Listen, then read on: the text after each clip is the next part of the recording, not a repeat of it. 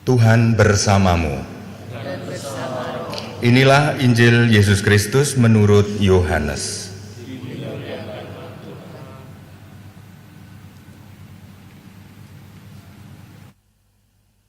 Sekali peristiwa ketika Yesus sedang berjalan lewat, ia melihat seorang yang buta sejak lahirnya.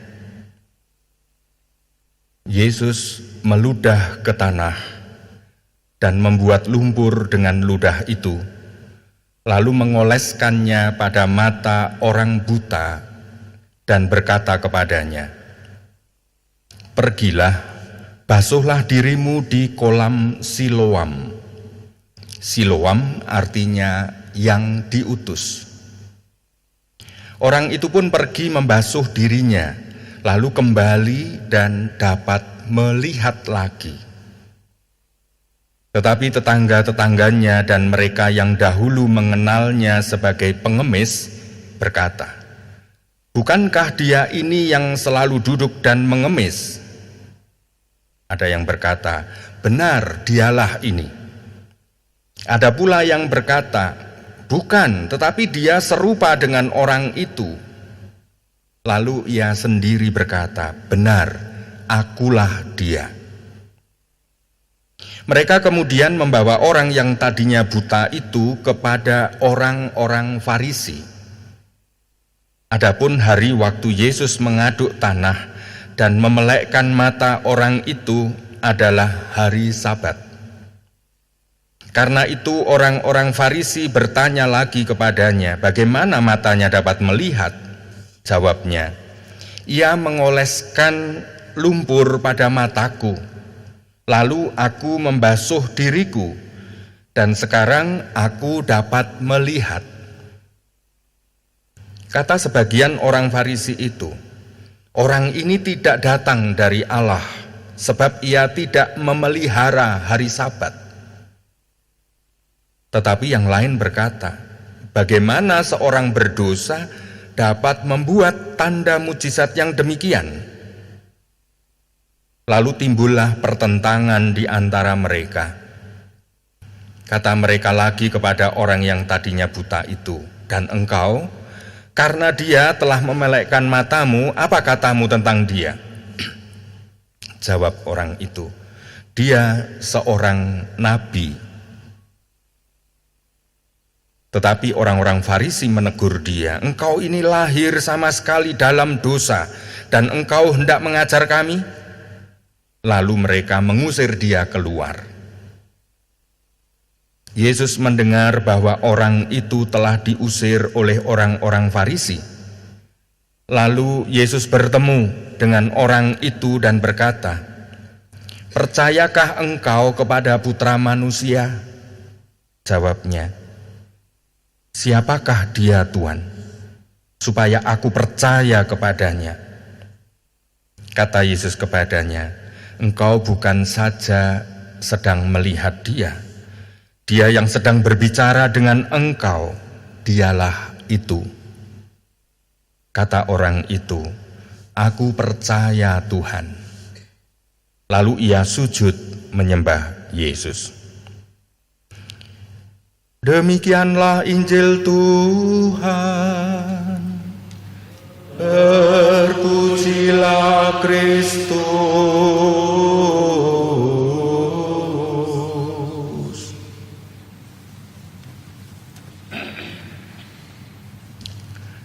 Saudara-saudariku yang terkasih di dalam Tuhan, dimanapun Anda berada, di rumah, di ruang doa, dan di kapel-kapel, di biara-biara, di mana Anda pada sore hari ini juga bersatu dengan kami, bersatu dengan gereja, bersatu dengan Tuhan Yesus di dalam perayaan Ekaristi ini. Hari-hari ini kita diserbu oleh berita-berita, baik yang benar maupun hoax, tentang virus corona. Diumumkan bahwa di Jawa Timur yang sudah terjangkit virus corona jumlah sekian, di Jawa Barat jumlah sekian, di kota A jumlahnya sekian, di Sidoarjo jumlahnya sekian. Lalu juga WHO menjelaskan setiap hari memaparkan jumlah sedunia ini berapa. Jumlah orang yang terjangkiti oleh virus. Hari ini kita mau belajar dengan bagaimana cara kerja virus menjangkiti orang. Konon bahwa virus corona ini menjangkiti seseorang, menyebar kepada orang lain melalui droplet, cairan yang keluar dari mulut kita, dari hidung, dari mata kita. Dan disitulah cairan itu yang menjadi media penyebaran virus itu.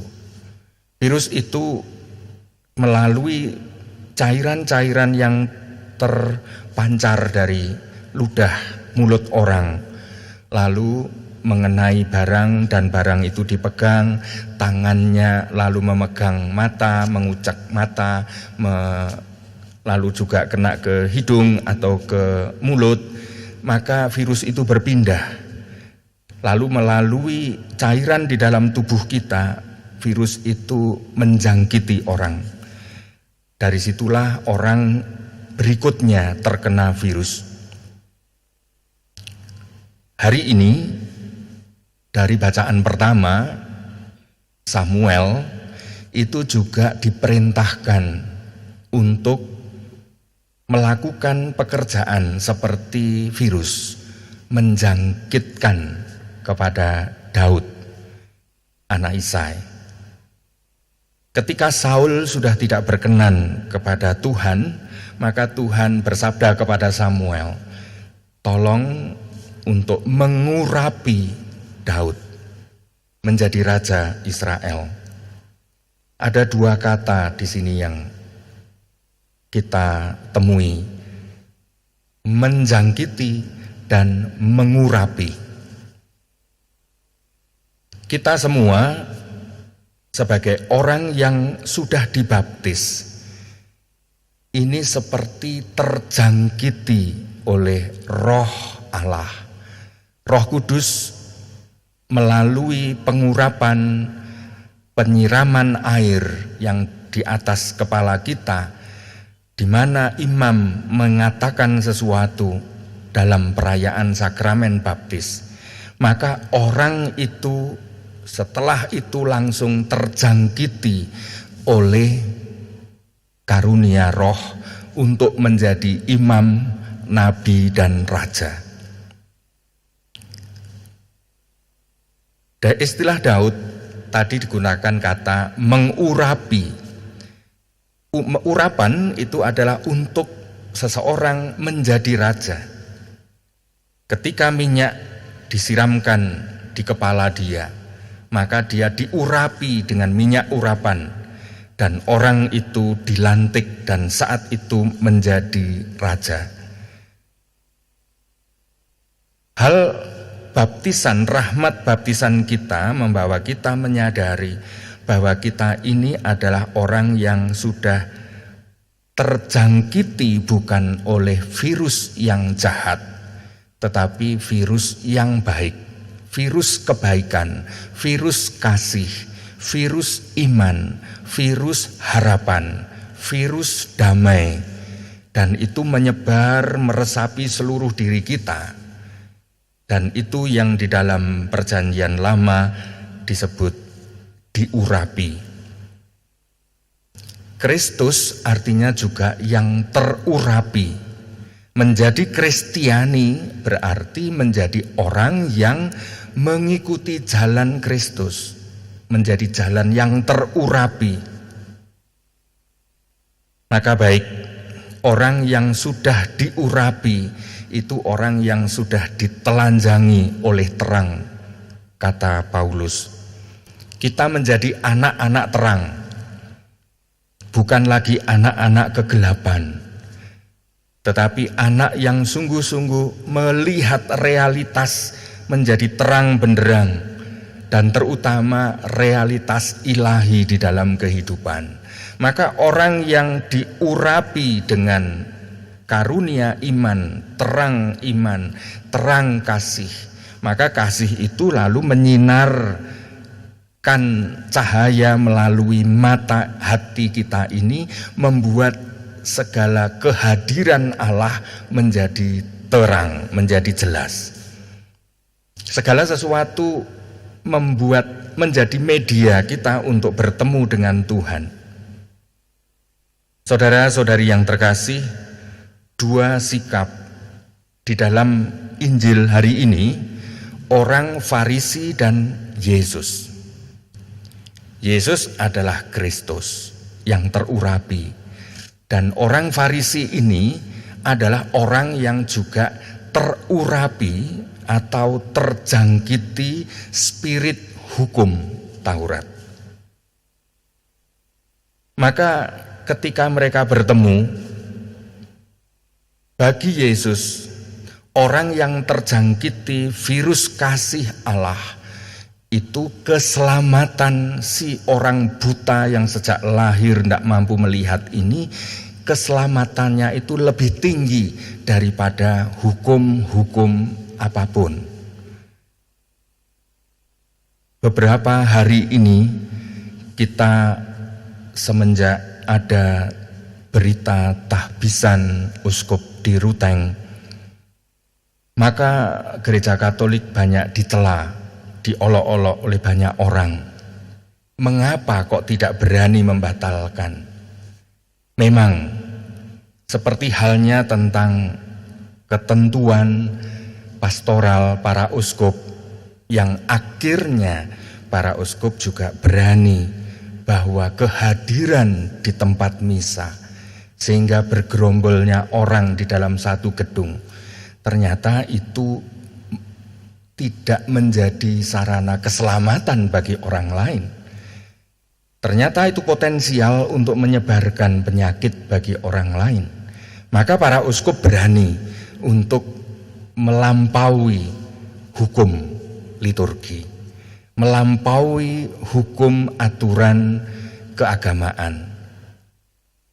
Yesus mengajak para murid dan orang-orang di sekitarnya untuk berani melampaui aturan hukum Taurat. Demi apa? Demi keselamatan jiwa si buta ini. Maka saudara-saudari, salah satu tanda bahwa kita orang yang terurapi adalah kepemimpinan atau sifat raja, keberanian memutuskan mana yang bisa membawa orang kepada keselamatan, mana yang sebenarnya bisa dinomorduakan, mana yang sungguh-sungguh penting, mana yang sungguh-sungguh urgen di dalam hidup ini, sehingga kita tidak menjadi beriman yang naif. Dari sudut pandang Tuhan Yesus, orang Farisi adalah orang yang beriman naif. Tidak apa-apa orang itu mati, tidak apa-apa orang itu buta seumur hidup, asal jangan melanggar hukum agama. Itu pandangan orang Farisi. Tetapi bagi Yesus, di hari Sabat dia melakukan hal yang dilarang oleh hukum Taurat. Dia mengaduk-aduk tanah, mencampuri dengan ludahnya. Kalau dengan istilah virus, ludah itu berbahaya sekali. Tetapi ludah yang terurapi di sini dicampurkan dengan kerendahan hati, kesadaran bahwa kita ini adalah Adam, tanah. Bahwa kita ini adalah makhluknya Tuhan yang rendah di hadapan Tuhan, tetapi sungguh berharga jiwanya. Kita karena dosa, kita ini melulu tanah, tetapi karena kasih Allah, kita ini sungguh bermartabat mulia. Keselamatan kita layak untuk diperjuangkan.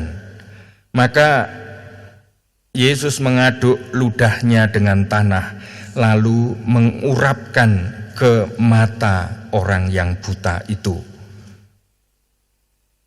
Jikalau pandangan kita, cara pandang ini adalah cara pandang yang terurapi, yaitu cara pandang yang dioles oleh dua hal, yaitu ludahnya Tuhan, apa yang keluar dari mulut Tuhan, dan kerendahan hati tanah.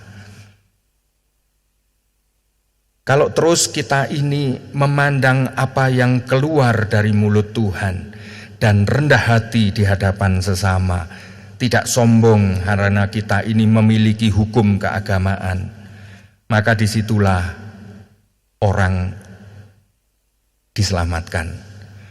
Hati kita lalu ditelanjangi oleh cahaya yang menjadikan kita melihat apa yang sebenarnya dikehendaki Tuhan.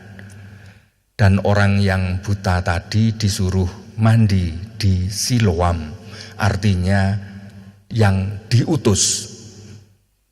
Maka orang yang menerima urapan, cara pandang yang baru yang telah ditelanjangi oleh cahaya, lalu menyadari dirinya, aku diutus.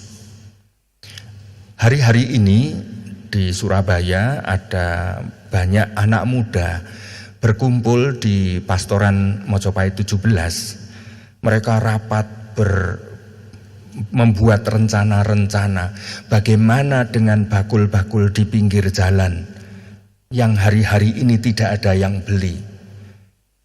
Mereka memikirkan, lalu bagaimana mereka mendapatkan sanitizer, lalu mendapatkan masker untuk dirinya. Pasti sulit. Maka anak-anak muda ini merasa diutus untuk peduli, membagikan sesuatu. Maka dia mengumpulkan sumbangan-sumbangan dari orang-orang, siapa yang mau peduli. Dan lalu dia mengupayakan sanitizer, cairan-cairan yang untuk mensterilkan tangan, lalu juga masker, dan bagi orang yang sungguh-sungguh kesulitan untuk sembako, maka mengupayakan sembako bagi mereka. Orang yang terurapi adalah orang yang cara pandangnya, matanya sudah diurapi oleh sabda Allah yang keluar dari mulut Allah dan oleh kerendahan hati di hadapan Allah. Lalu dirinya menyadari diutus. Aku diutus apa? Apakah aku hanya ingin menyelamatkan diriku sendiri demi hukum Taurat? Ataukah aku diutus untuk menyelamatkan orang lain? Disinilah saudara-saudari yang terkasih, pada saat-saat seperti sekarang ini kita dijernihkan. Saat-saat di mana orang diajak untuk bekerja dari rumah, tidak lagi berkumpul dengan orang lain. Misa kita hanya berdoa dari rumah, mengikuti misa secara live streaming seperti ini. Kita dimandikan dan ditelanjangi oleh cahaya kebenaran. Apa sih sebenarnya yang hakiki dari Ekaristi?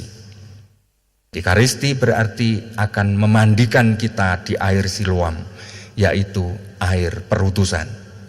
Dan disinilah kita diajak untuk peduli, bukan hanya mikir keselamatannya sendiri, tetapi juga memikirkan keselamatan orang lain. Kemuliaan kepada Bapa dan Putra dan Roh Kudus.